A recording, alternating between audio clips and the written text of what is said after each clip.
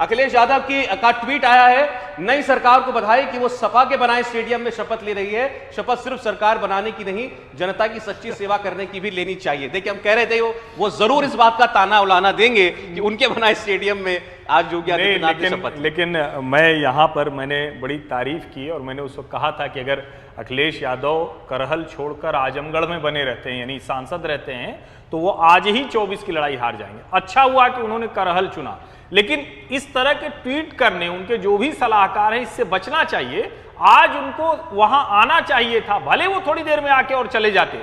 दूसरा, स्टेडियम बनाए, मेरे बनाए हुए स्टेडियम में राजनीति में सत्ता इसीलिए मिलती है कि आप कुछ काम करें। तो आप अगर कहेंगे तो स्टेडियम पहुंचने का रास्ता किसने बनाया? वो तो अटल बिहारी वाजपेयी के समय में बना हुआ है। और अगर उसको कहेंगे कि यहां से आप चलेंगे तो कैसे आगरा पहुंचेंगे, तो मायावती के समय में बना हुआ है। और इस तरह से जब आप कहते हैं तो हर सरकार कुछ ना कुछ करती है। सवाल ये कि क्या आज के दिन इस तरह का ट्वीट करना चाहिए था? ये राजनीतिक व्यक्ति के तौर पर ठीक नहीं दिखता। मुझे ऐसा लगता है कि वो शायद आज भी इस बात को स्वीकार नहीं कर पा रहे हैं। उनको शायद अंदर से लगता है कि मैंने बहुत काम किया था, उसके बावजूद मुझे मौका नहीं मिला है।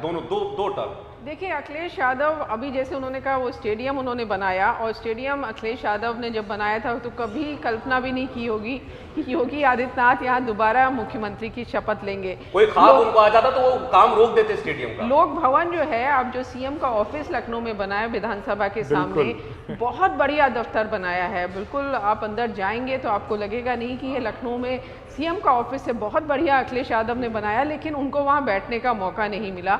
और योगी आदित्यनाथ 5 साल उस ऑफिस में बैठे और अब दोबारा 5 साल उनको बैठने का मौका मिला है।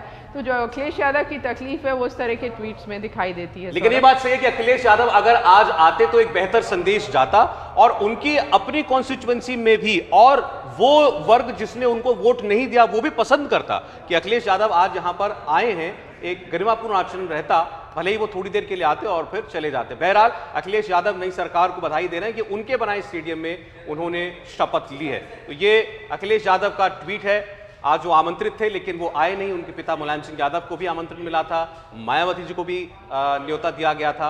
अब मायावती नहीं जाती हैं कहीं, ये पहले से सब लोग जानते हैं, लेकिन और मुलायम सिंह यादव जी की तबीयत के बारे में हम सब जानते हैं। लेकिन अखिलेश यादव का ना आना यहां पर, ये जरूर इसके बारे में चर्चा होती रहेगी। और उसके बाद उनके इस ताने पर भी रोहन दुआ जी भी जुड़ गए हमारे साथ, सीनियर जर्नलिस्ट हैं। रोहन, स्वागत है आपका। अब चलिए पहले अखिलेश यादव पर ही बात हो जाए। आप घूमे उत्तर प्रदेश, तो अखिलेश यादव से बातचीत हुई थी या नहीं? बिल्कुल हुई थी। और इनफैक्ट की 7वें चरण के चुनाव जब होने वाले थे उससे 2 दिन पहले ही वो बनारस में ताज के होटल में रुके हुए थे। तो मेरी सुबह उनसे करीब 1-1.5 घंटा मुलाकात हुई। तो तब तो बड़े खुश नज़र आ रहे थे और उन्होंने बयान भी दिया कि 4थे चरण तक ही हम, उनको लग रहा था कि 200 सीटों से ऊपर निकल गए हैं। और फिर बीच में मेरी तेज प्रताप यादव और उनके नेफ्यू से भी बात हुई, जिनकी शादी लालू प्रसाद यादव के घर में हुई है। तो जिस तरीके से बयान आ रहे थे, लग रहा था कि 200 से ऊपर जाएंगे, पर कहीं ना कहीं हम लोग जब ग्राउंड पे घूम रहे थे तो कहीं पे भी ये आंकड़ा जो था वो नज़र नहीं आ रहा था। तो मुझे लेकिन इस बात का एक बड़ा अफसोस है कि आज उनको गर्व से आना चाहिए था। जिस तरीके से उन्होंने अपनी लोकसभा की सीट छोड़ी है और विधानसभा में उतरने का फैसला किया है असेंबली में, आज उनको ज़रूर जाना चाहिए था।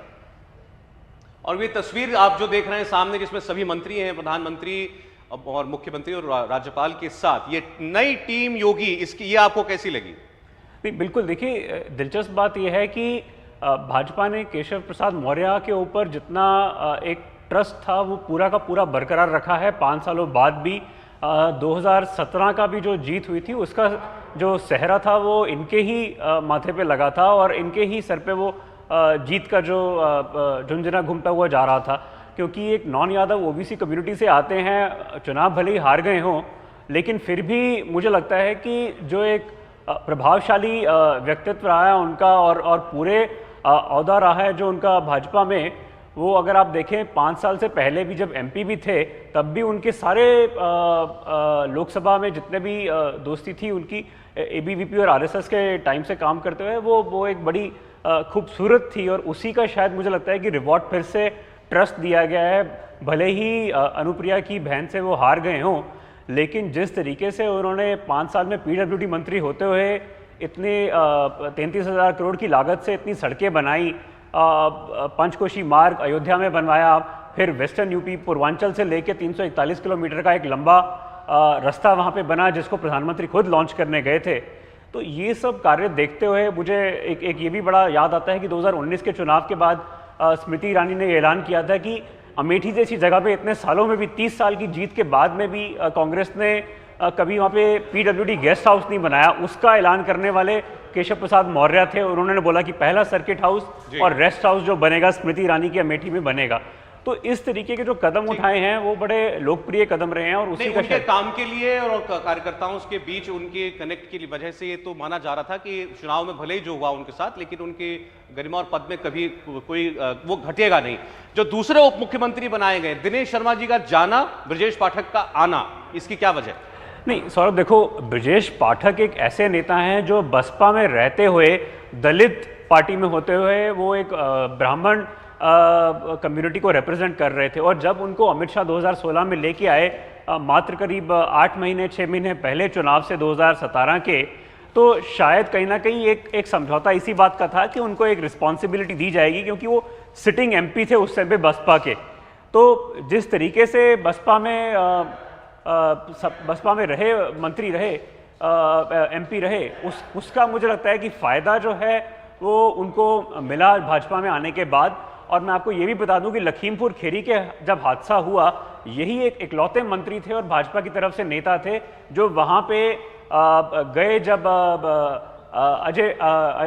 अजय मिश्र टेनी के ड्राइवर की मौत हुई और कोई भी भाजपा से नेता नहीं गए, ब्राह्मण नेता होते हुए ये एक इकलौते नेता थे जो मिलने गए उस दौर में जब प्रोटेस्ट हो रही थी खिलाफ में। चुनौती करके हम लोगों ने इसे बृहद जीत की है और जनता को धन्यवाद देता हूँ कि माननीय प्रधानमंत्री जी की नीतियों का और गृह मंत्री जी के प्रबंधन का, योगी आदित्यनाथ के सुशासन का, और उसी को हम लोग और सुदृढ़ करेंगे और आगे के 2024 की तैयारी में हम लोग लगेगा जिससे सामाजिक न्याय दिला सके।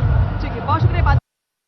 संजय निषाद पार्टी के अध्यक्ष हैं और बड़ा दिलचस्प बोलते हैं, बड़े इंटरेस्टिंग आदमी है, धारा प्रवाह बोलते हैं एकदम। और इस बार तो खैर माना जाएगा जब बड़े बड़े और नेता जो हैं वो पार्टी छोड़कर चले गए थे चुनाव से पहले, इन्होंने गठबंधन नहीं छोड़ा। देखते हैं मुख्यमंत्री कुछ कहते हैं या नहीं कहते हैं। सूर्य प्रताप शाही जी, पिछले 5 साल में हम लोगों ने सभी कार्यक्रमों को जो निर्धारित किए गए थे उसको पूरा करने का काम किया।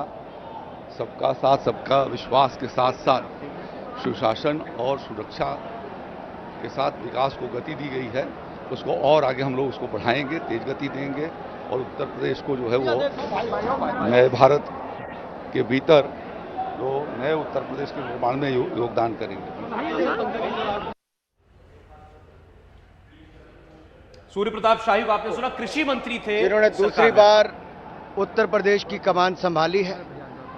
माननीय प्रधानमंत्री मोदी जी का आना ही सबके लिए बड़ा संकेत था कि उत्तर प्रदेश को और योगी जी को जो मोदी जी आशीर्वाद देने आए थे, और नए मंत्रिमंडल को मैं अपनी ओर से बधाई भी देता हूं, शुभकामनाएं देता हूं। तो मुझे पूर्ण विश्वास है योगी जी के नेतृत्व में उत्तर प्रदेश का चौमुखी विकास होगा। इंडिया टीवी हर वक्त हर जगह डाउनलोड करने के लिए सर्च करें India TV news Google play store या ऐप स्टोर पर।